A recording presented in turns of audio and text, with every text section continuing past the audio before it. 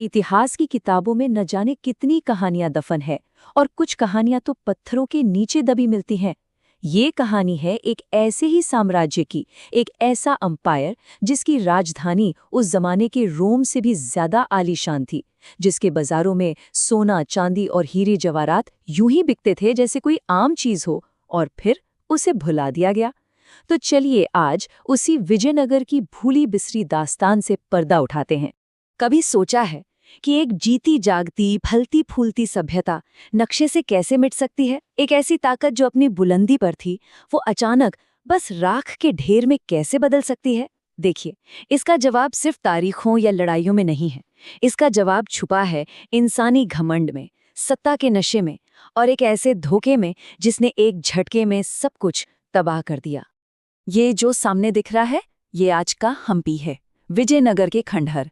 लेकिन इन्हें सिर्फ पत्थर समझने की गलती मत कीजिएगा। ये पत्थर नहीं, एक खामोश चीख हैं। यहाँ की हवा में आज भी उस शानदार शहर की फुसफुसाहटें गूंजती हैं। एक ऐसा शहर जो अब एक परछाई बन चुका है। तो चलिए आज इन पत्थरों की कहानी सुनते हैं। देखिए, हर बड़ी कहानी की तरह विजयनगर की कहानी की शुरुआत भी उथल-पुथल से हुई। मतलब अपने सुनहरे दौर में पहुंचने से बहुत पहले ये साम्राज्य अंदरूनी साजिशों और लड़ाइयों की आग में जल रहा था। सिंहासन पाना एक खूनी खेल बन चुका था। यहाँ वफादारी का कोई मतलब नहीं था और तख्त तक जाने वाला हर रास्ता तलवारों से बनता था। इस दौर में 2 बार जबरदस्ती सत्ता छीनी गई। पहले सालोव नरसिंह ने पुराने संगम वंश को ही खत्म कर दिया और फिर कुछ ही साल बाद उन्हीं के एक सेनापति नरसा नायक के बेटे ने उन्हीं के वारिस को तख्त से हटा दिया। सोचिए, लगातार धोखा और पीठ में छुरा घोंपने की इन घटनाओं ने साम्राज्य की नींव में अविश्वास का जहर घोल दिया था। माहौल ऐसा था कि इसे सिर्फ कोई बहुत ही ताकतवर और करिश्माई राजा ही संभाल सकता था। और फिर उसी अंधेरे और अविश्वास के दौर से एक सूरज निकला। साल था 1509। वीर नरसिंह के छोटे भाई ने सिंहासन संभाला और उनका नाम था कृष्णदेवराय। वो शासक जिसे इतिहास आज भी विजयनगर का सबसे महान, सबसे ताकतवर सम्राट मानता है। कृष्णदेवराय कोई आम राजा नहीं थे। वो एक पैदाइशी योद्धा और एक जबरदस्त रणनीतिकार थे। उन्होंने एक के बाद एक दक्कन की सल्तनतों को हराया, रायचूर दोआब पर कब्जा किया। वो इलाका जो कृष्णा और तुंगभद्रा नदियों के बीच था, इतना उपजाऊ कि हमेशा से जंग की सबसे बड़ी वजह रहा। उनकी जीत का परचम दूर उड़ीसा तक लहराया और देखते ही देखते पूरे दक्षिण भारत में उनका डंका बजने लगा। लेकिन कृष्णदेवराय की महानता सिर्फ जंग के मैदान तक नहीं थी। वो जानते थे कि असली ताकत तलवार के साथ साथ तहजीब में भी होती है। उनके दरबार में तेलुगु साहित्य के 8 सबसे बड़े कवि रहते थे, जिन्हें अष्टदिग्गज कहा जाता था। उन्होंने विट्ठला स्वामी और हजारा राम जैसे बेमिसाल मंदिर बनवाए, और वो एक दूर की सोच रखने वाले शासक थे।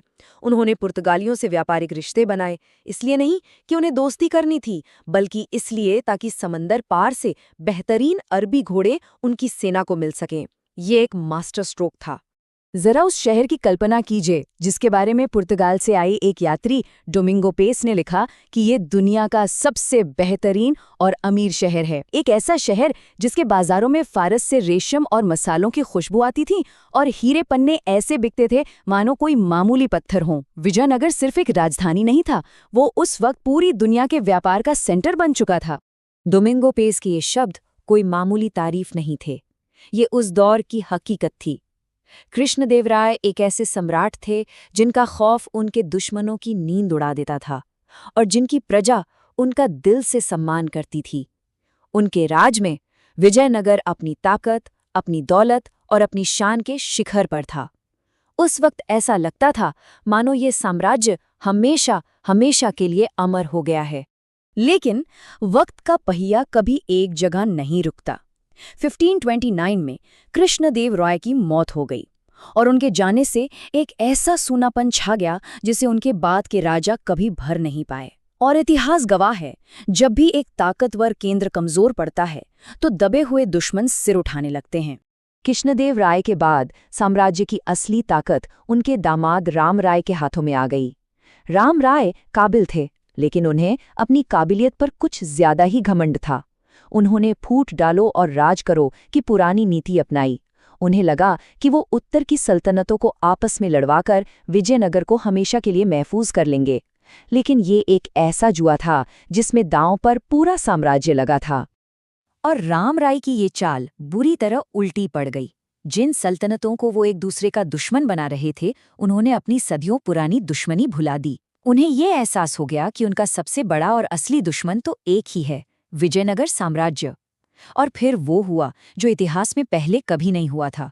बीजापुर, गोलकुंडा, अहमदनगर और बीदर, ये चारों सल्तनतें एक दूसरे के जानी दुश्मन एक हो गए, सिर्फ एक मकसद के लिए, विजयनगर को तबाह करना। तो अब मंच तैयार था। एक तरफ था विजयनगर का घमंड और उसकी लाखों की सेना, और दूसरी तरफ थी नफरत में एक हुई सल्तनतों की ताकत। ये कोई आम जंग नहीं होने वाली थी, ये वो जंग थी जो दक्षिण भारत की तकदीर लिखने वाली थी। ये तारीख इतिहास में खून से लिखी गई है। तालीकोटा के मैदान पर, जिसे राक्षसी तंगड़ी का युद्ध भी कहते हैं, दोनों तरफ की सेनाएं आमने सामने थीं। विजयनगर को अपनी जीत पर पूरा यकीन था, शायद जरूरत से कुछ ज्यादा ही। जंग शुरू हुई और विजयनगर की सेना दुश्मनों पर भारी पड़ रही थी। जीत बिल्कुल सामने नजर आ रही थी। और तभी लड़ाई के सबसे अहम मोड़ पर राम राय के ही दो मुस्लिम सेनापति गिलानी बंधु अपनी पूरी की पूरी टुकड़ी के साथ पाला बदलकर दुश्मनों से जा मिले। ये वो धोखा था जिसकी किसी ने कल्पना तक नहीं की थी। एक ही पल में जीती हुई बाजी हार में बदल गई। विजयनगर की सेना में भगदड़ मच गई और बूढ़े हो चुके राम राय को पकड़कर बड़ी बेरहमी से उनका सर कलम कर दिया गया। जंग के मैदान में मिली ये हार सिर्फ तबाही की शुरुआत थी। असली कयामत तो अभी उस शहर पर टूटने वाली थी जो अब पूरी तरह से अकेला और बेबस खड़ा था। जीत के नशे में चूर सल्तनतों की फौज दुनिया के सबसे अमीर शहर विजयनगर में घुस गई, और अगले 6 महीनों तक उस शहर को लूटा नहीं गया, उसे मिटाया गया। एक एक महल में आग लगा दी गई, मंदिरों को तोड़ दिया गया, मूर्तियों को खंडित कर दिया गया, और एक जीती जागती सांस लेती हुई सभ्यता को हमेशा के लिए खंडर बना दिया गया।